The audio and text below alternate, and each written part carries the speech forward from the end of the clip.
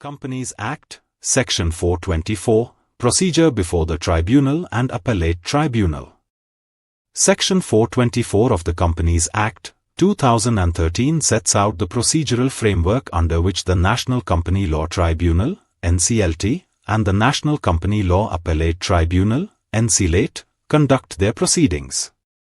This section emphasizes flexibility, fairness, and efficiency in resolving company law disputes.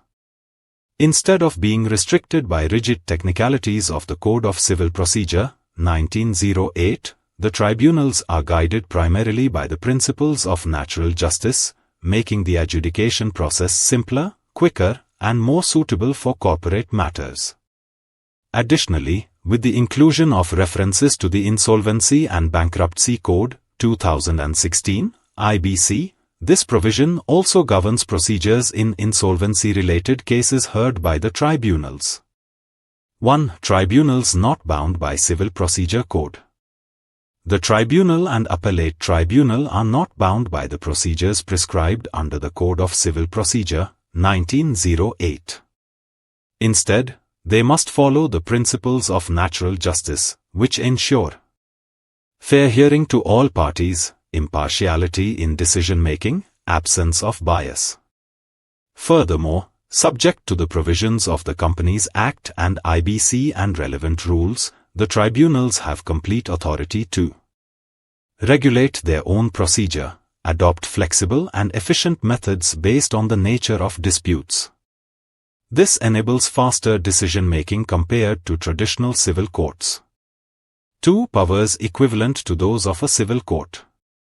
Even though they are not bound by the CPC, the tribunals possess all essential powers granted to civil courts while trying a suit, including summoning and enforcing attendance of persons, and examining them under oath, requiring discovery and production of documents, receiving evidence on affidavit, requisitioning public documents or records from any authority, subject to the Indian Evidence Act, issuing commissions to examine witnesses or evidence, dismissing a case for default or deciding matters ex parte, setting aside ex parte orders or dismissals for default, any other matter prescribed under law. These powers ensure the tribunals can conduct effective inquiries, enforce compliance, and manage evidence with judicial authority. 3. Execution of tribunal orders. Orders issued by NCLT or NCLAT are legally enforceable just like decrees of civil courts. The tribunals can execute their own orders, send orders for execution to an appropriate civil court. Execution depends on jurisdiction. For orders against a company where its registered office is located. For orders against any other person where the person resides, works, or conducts business. This ensures enforcement is practical and jurisdictionally proper. 4. Proceedings treated as judicial proceedings.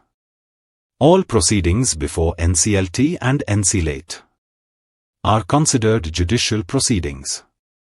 Fall under sections 193 and 228 of the Indian Penal Code, meaning false evidence or perjury before the tribunal is a punishable offense. Any insult or disruption before the tribunal constitutes a criminal offense. Additionally, the tribunals are deemed civil courts for purposes of Section 195 and Chapter XXVI of the Code of Criminal Procedure, 1973. They can initiate action against offenses relating to judicial misconduct, false evidence, etc. This classification protects the dignity of the tribunal and imposes serious consequences for misconduct before it. Purpose and importance of Section 424. Faster and more flexible adjudication of corporate disputes. Fairness and transparency through natural justice principles. Strong judicial authority to enforce compliance and maintain discipline. Enhanced credibility through recognition as judicial bodies under criminal law. Seamless integration with insolvency proceedings under IBC. For more details, contact us.